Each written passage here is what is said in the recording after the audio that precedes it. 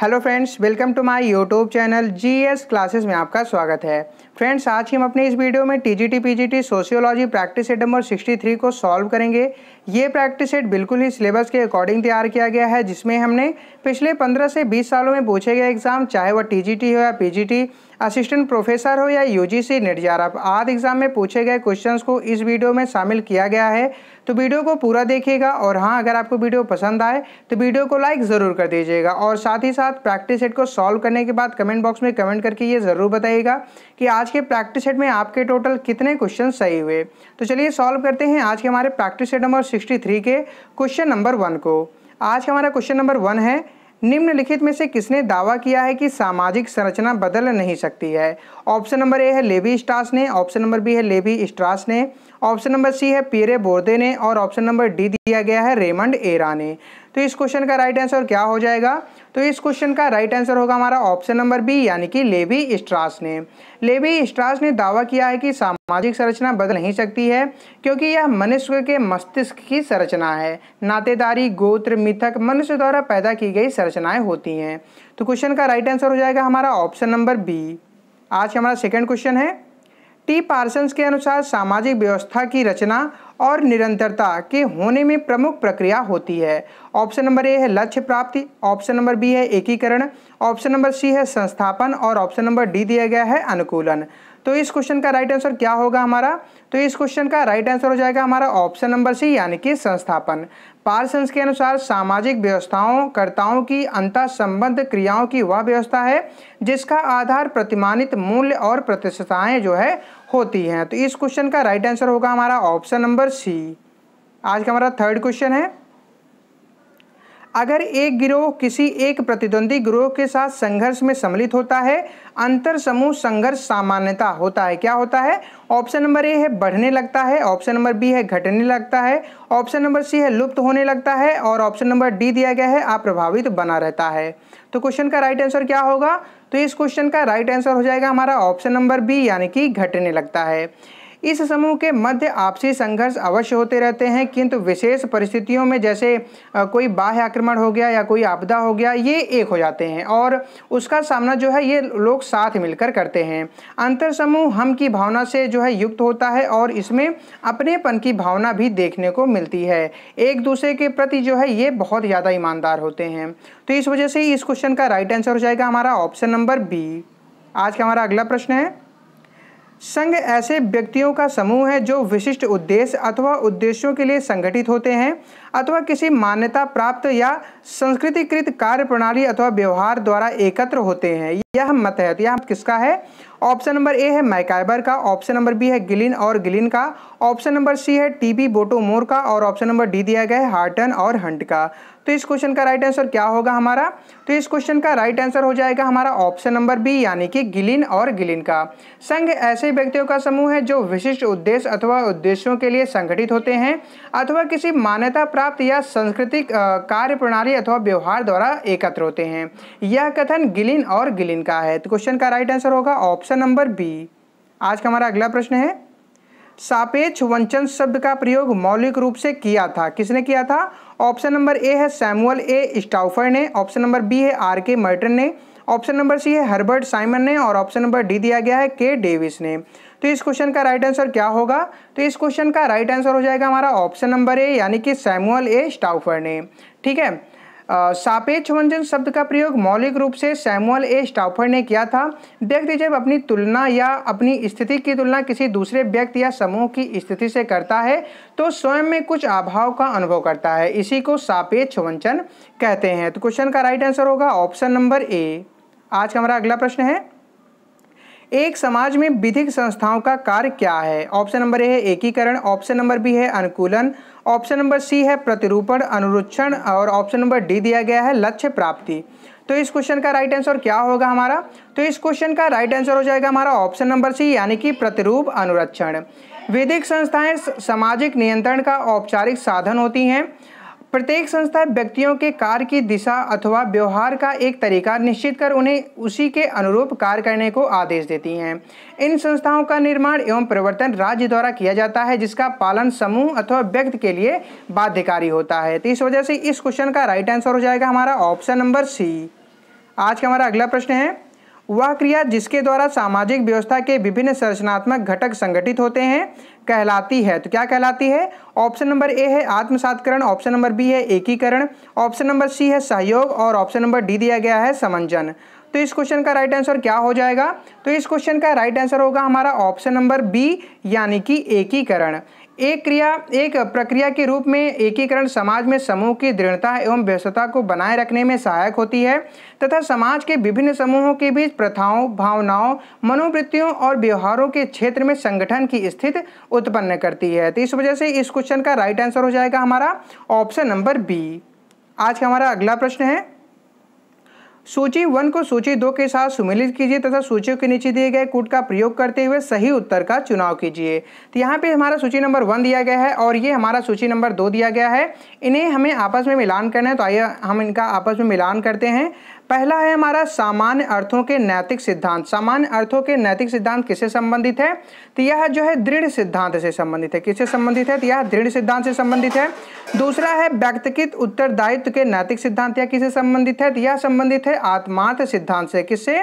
तो यह आत्मार्थ सिद्धांत से संबंधित है। तीसरा है तर्क संगत विधिक मानक, यह किससे संबंधित है? तो यह संबंधित है मानक स्वीकृतियां से। किससे? मानक स्वीकृतियों से। और चौथा दिया गया है जादुई ज्योतिष व्यवहारिकतावाद, यह किससे संबंधित है? तो यह संबंधित है आचरण और संस्कार से। तो इस क्वेश्चन का राइट आंसर क्या हो जाएगा हमारा? तो इस क्वेश्चन का राइट आंसर होगा हमारा ऑप्शन नंबर बी। आज का हमारा अगला प्रश्न है, समुदाय वह लघुत्तम क्षेत्रीय समूह है जो सामाजिक जीवन के सभी पहलुओं को अंगीकार कर सकता है। यह मत है, यह मत किसका है? तो ऑप्शन नंबर ए है C.H. कूले का, ऑप्शन नंबर बी है किंग्सले डेविस का, ऑप्शन नंबर सी है R.M. मैकाइबर का और ऑप्शन नंबर डी दिया गया है हैरी एच जॉनसन का। तो इस क्वेश्चन का राइट आंसर क्या होगा? इस क्वेश्चन का राइट आंसर हो जाएगा हमारा ऑप्शन नंबर बी यानी कि किंग्सले डेविस का। किंग्सले डेविस का मत है कि जब किसी छोटे या बड़े समूह के सदस्य इस प्रकार साथ साथ रहते हैं कि किसी विशेष प्रकार के हितों में भागीदार ना होकर सामान्य जीवन की आधारभूत दशाओं में भाग लेते हों तो ऐसे समूह को समुदाय कहा जाता है। तो क्वेश्चन का राइट आंसर हो जाएगा हमारा ऑप्शन नंबर बी। आज हमारा अगला प्रश्न है, समूह प्रत्याशा के साथ अनुपालन के लिए प्रतिश्रुत प्रतिफल और अपालन के लिए संभावित दंड को कहते हैं। तो क्या कहते हैं? ऑप्शन नंबर ए है मानक, ऑप्शन नंबर बी है मूल्य, ऑप्शन नंबर सी है स्वीकृतियां और ऑप्शन नंबर डी दिया गया है लोकाचार। तो इस क्वेश्चन का राइट आंसर क्या होगा? इस क्वेश्चन का राइट आंसर हो जाएगा हमारा ऑप्शन नंबर सी यानी कि स्वीकृतियां। यह एक सामाजिक स्वीकृति है जिसमें व्यक्ति के लिए दंड एवं पुरस्कार दोनों विद्यमान होते हैं। समाज द्वारा किसी भी क्रिया या व्यवहार के परिणाम स्वरूप यह दिया जाता है कि सामाजिक स्वीकृति क्रिया या व्यवहार को बल प्रदान करती है। तो क्वेश्चन का राइट आंसर हो जाएगा हमारा ऑप्शन नंबर सी। आज का हमारा अगला प्रश्न है, निम्नलिखित में से कौन सी एक संकल्पना उस प्रक्रिया को सही निर्दिष्ट करती है जिसके द्वारा सांस्कृतिक विशेषक एक समाज से दूसरे में संचारित होते हैं? ऑप्शन नंबर ए है पर संस्कृत ग्रहण, ऑप्शन नंबर बी है सार्वकीकरण, ऑप्शन नंबर सी है विसरण और ऑप्शन नंबर डी दिया गया है आत्मसातकरण। तो इस क्वेश्चन का राइट आंसर क्या होगा? इस क्वेश्चन का राइट आंसर हो जाएगा हमारा ऑप्शन नंबर सी यानी कि विसरण।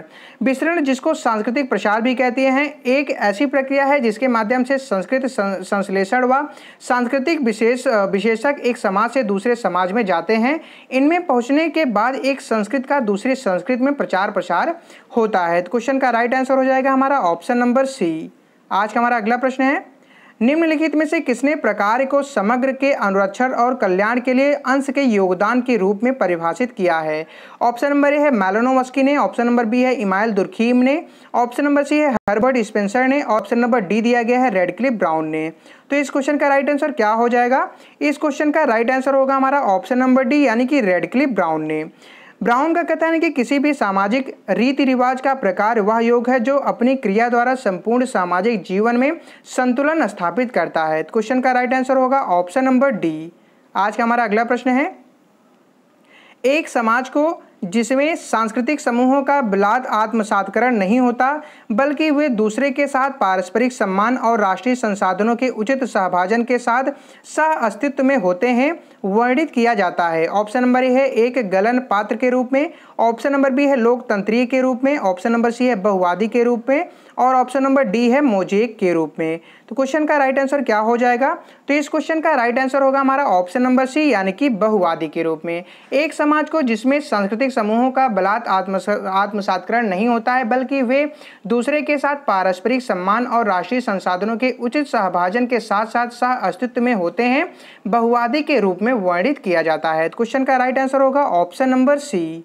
आज का हमारा अगला प्रश्न है, यह मान्यता कि प्रत्येक संस्कृति का मूल्यांकन उसकी अपनी ही शर्तों पर होना चाहिए प्रतिलोम है। ऑप्शन नंबर ए है संस्कृत ग्रहण का, ऑप्शन नंबर बी है निजातिर केंद्रवाद का, ऑप्शन नंबर सी है प्रभुत्व का, और ऑप्शन नंबर डी दिया गया है अल्पसंख्यकवाद का। तो इस क्वेश्चन का राइट आंसर क्या हो जाएगा? इस क्वेश्चन का राइट आंसर होगा हमारा ऑप्शन नंबर बी यानी कि निजातिर केंद्रवाद का। प्रत्येक संस्कृति का मूल्यांकन उसकी अपनी ही शर्तों पर होना चाहिए, यह सांस्कृतिक सापेक्षवाद है, जबकि निर्जाति केंद्रवाद इसका प्रतिलोम है। तो क्वेश्चन का राइट आंसर होगा ऑप्शन नंबर बी। आज का हमारा अगला प्रश्न है, पारसंस के अनुसार सामाजिक संरचना को बने रहने के लिए उसे निम्नलिखित में से कौन कौन से प्रकार करने आवश्यक हैं? पहला पॉइंट है अनुकूलन, दूसरा पॉइंट है सामाजिक क्रिया, तीसरा पॉइंट है एकीकरण, चौथा पॉइंट है सामाजिकरण, पांचवा पॉइंट है लक्ष्य प्राप्त, और छठवां पॉइंट है हमारा प्रतिरूप अनुरक्षण। तो क्वेश्चन क्या कह रहा है? क्वेश्चन कह रहा है कि नीचे दिए गए कूट का प्रयोग करते हुए सही उत्तर का चुनाव कीजिए। तो इस क्वेश्चन का राइट आंसर क्या हो जाएगा? तो इस क्वेश्चन का राइट आंसर होगा हमारा ऑप्शन नंबर सी यानी कि 1, 3, 5 और 6 यानी कि अनुकूलन, सामाजिक क्रिया, एकीकरण, लक्ष्य प्राप्ति और प्रतिरूप अनुरक्षण। ठीक है, प्रत्येक समाज अपने स्व को कायम रखने के लिए तथा अपनी आवश्यकताओं की पूर्ति और समस्याओं के निराकार के लिए प्रयास करता है। वह समाज में समान प्रक्रिया को लागू कर अपने तनावों को दूर करने का प्रयास भी करता है, जिससे उद्देश्यों की प्राप्ति की जा सकती है। तो इस वजह से इस क्वेश्चन का राइट आंसर होगा हमारा ऑप्शन नंबर सी। आज का हमारा अगला प्रश्न है, निम्नलिखित कथनों पर विचार कीजिए। यहाँ पे दो कथन दिए गए हैं, पहले को कथन ए से और दूसरे को उसके कारण आर से दर्शाया गया है। कथन ए कह रहा है कि नगरीय व्यक्ति अधिकांश समय द्वितीयक समूह में सहभागिता करता है तथा अपनी आवश्यकताओं की पूर्ति करता है, और इसका कारण दिया गया है कि आधुनिक समाजों में प्राथमिक समूह का अस्तित्व समाप्त हो रहा है। क्वेश्चन क्या कह रहा है? क्वेश्चन कह रहा है कि नीचे दिए गए कूट का प्रयोग करते हुए सही उत्तर का चुनाव कीजिए। तो इस क्वेश्चन का राइट आंसर क्या हो जाएगा? तो इस क्वेश्चन का राइट आंसर होगा हमारा ऑप्शन नंबर सी यानी कि ए सही है, परंतु जो इसका कारण आर दिया गया है वह हमारा गलत है। यानी कि आप ऐसा कह सकते हैं कि वर्तमान समय में नगरीकरण, औद्योगिकरण आदि के कारण द्वितीयक समूहों की संख्या में वृद्धि होती जा रही है, किंतु प्राथमिक समूह का महत्व कम नहीं हुआ है। जैसे कि स्टीवर्ट एंड गिलिन ने लिखा है कि प्राथमिक समूह वास्तव में भावनात्मक मानसिक सुरक्षा के स्रोत हैं। अतः कथन ए जो है सही है, और इसका कारण जो आ दिया गया है यह हमारा गलत है। तो क्वेश्चन का राइट आंसर हो जाएगा हमारा ऑप्शन नंबर सी। आज का हमारा अगला प्रश्न है, निम्नलिखित कथनों पर विचार कीजिए। यहाँ पे दो कथन दिए गए हैं, पहले को कथन ए से और दूसरे को उसके कारण आर से दर्शाया गया है। कथन ए कह रहा है कि नगर प्रजातियों, संस्कृतियों तथा जनों का संगम है, और इसका कारण दिया गया है कि नगर नव प्रवर्तन के केंद्र हैं। तो क्वेश्चन क्या कह रहा है? क्वेश्चन कह रहा है कि नीचे दिए गए कूट का प्रयोग करते हुए सही उत्तर का चुनाव कीजिए। तो इस क्वेश्चन का राइट आंसर क्या हो जाएगा?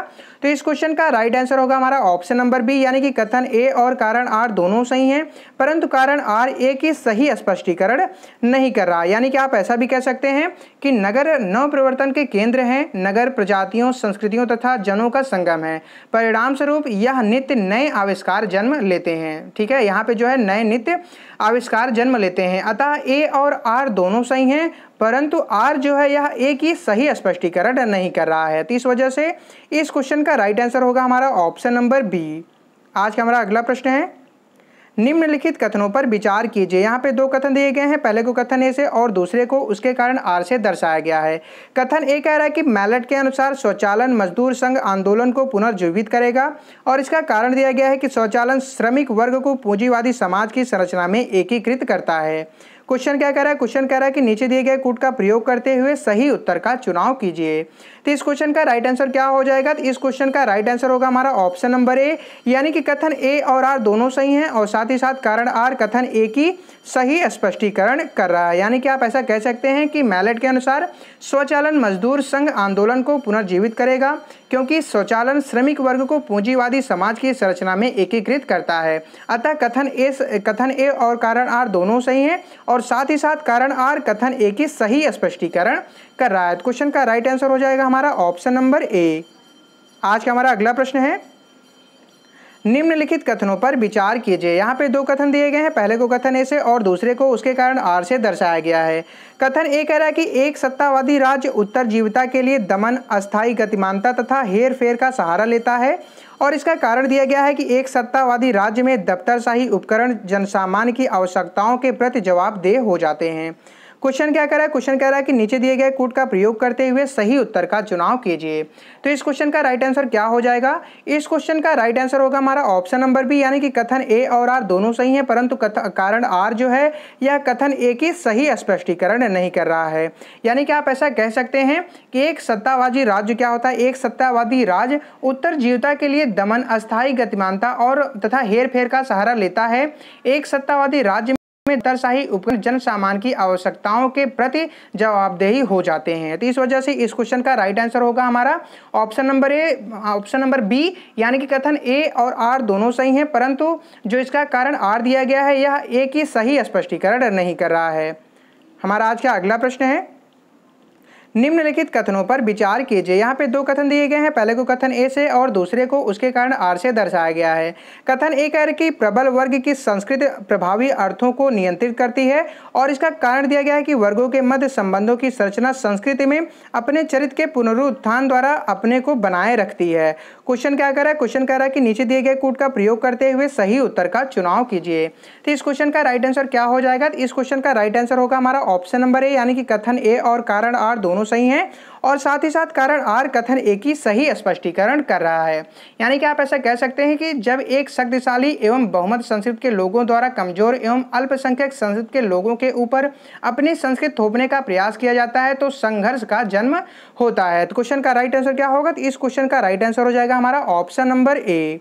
आज का हमारा अगला प्रश्न है, फ्रेंड्स उम्मीद करता हूं कि आपको वीडियो पसंद आ रहा होगा। अगर आपको वीडियो पसंद आ रहा हो तो प्लीज़ आप वीडियो को लाइक कर दें, और अगर आप हमारे चैनल पे पहली बार विजिट करें तो आप चैनल को सब्सक्राइब कर बेल आइकन को जरूर प्रेस कर दीजिएगा। और साथ ही साथ फ्रेंड्स आपकी हमें बहुत ज़रूरत है, आप हमें सपोर्ट करें और आप अपनी वीडियो मतलब इस वीडियो को अपने दोस्तों के साथ भी जरूर शेयर कर दीजिएगा, ठीक है। आपका थोड़ा भी सपोर्ट हमें बहुत ज़्यादा मोटिवेट करता है, तो एक रिक्वेस्ट है, प्लीज़ आप हमें सपोर्ट करें। तो चलिए सॉल्व करते हैं आज के हमारे अगले प्रश्न को। आज का हमारा अगला प्रश्न है, विदेश केंद्रितता का विपरीत है। ऑप्शन नंबर ए है संजात केंद्रितता का, ऑप्शन नंबर बी है सांस्कृतिक सापेक्षवाद का, ऑप्शन नंबर सी है सांस्कृतिक साम्राज्यवाद का, और ऑप्शन नंबर डी दिया गया है प्रकारवाद का। फ्रेंड्स जैसा कि आपको पता होगा कि पिछले प्रैक्टिस सेट में ये क्वेश्चन आप लोगों के लिए जो है था, यानी कि इस क्वेश्चन का आंसर आप लोगों को देना था, जिसमें से कई दोस्तों ने इस क्वेश्चन का राइट आंसर दिया था।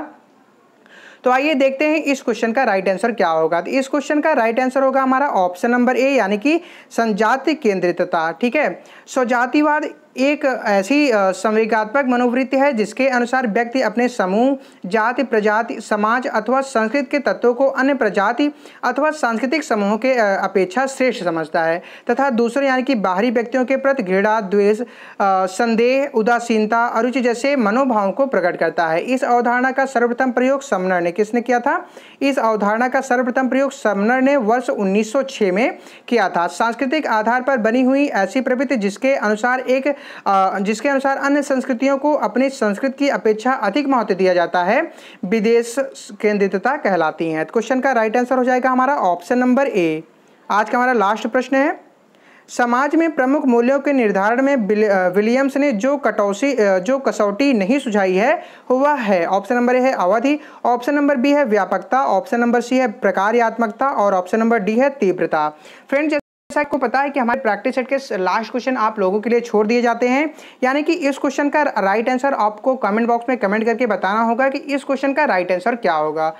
फ्रेंड्स उम्मीद करता हूं कि आपको वीडियो पसंद आया होगा। अगर आपको वीडियो पसंद आया है तो आप वीडियो को लाइक कर दें, और अगर आपको वीडियो पसंद नहीं आया है तो आप वीडियो को डिसलाइक कर दें। और आपने वीडियो को डिसलाइक क्यों किया है इसको कमेंट बॉक्स में कमेंट करके जरूर बताएं, जिससे क्या होगा कि हम अपने नेक्स्ट वीडियो में आपके कमेंट को जरूर कंसीडर करेंगे। फ्रेंड्स अगर आप UPSSSC पेट की प्रिपरेशन कर रहे हैं तो उसका भी प्रैक्टिस सेट हमारे चैनल पर अब प्रोवाइड किया जा रहा है, तो आप उसे जरूर सॉल्व करें, जिससे क्या होगा कि आपको एग्जाम में बहुत ही ज़्यादा हेल्प मिलेगी। तो चलिए मिलते हैं हम आपसे अपने नेक्स्ट वीडियो में, तब तक के लिए जय हिंद, वंदे मातरम।